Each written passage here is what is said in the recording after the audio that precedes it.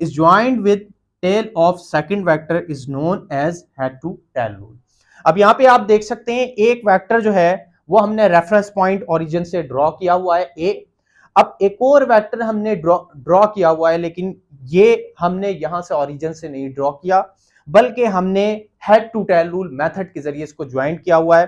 First vector का जो head है यहां से वेक्टर बी का टेल ज्वाइंट है और यहां से वेक्टर बी ड्रॉ है। अब ये दो वेक्टर तो यहां पे जो है वो ड्रॉ कर लिया हमने head to tail rule method के जरिए। अब इसका रिजल्टेंट कैसे ड्रॉ होगा? रिजल्टेंट ड्रॉ होगा हमेशा पहले वेक्टर के टेल से, पहले वेक्टर का टेल से जो रिजल्टेंट का टेल है ये मिलेगा आपस में, और जो हेड है ये लास्ट वेक्टर जो होगा उसके हेड के साथ रिजल्टेंट का हेड मिल जाएगा।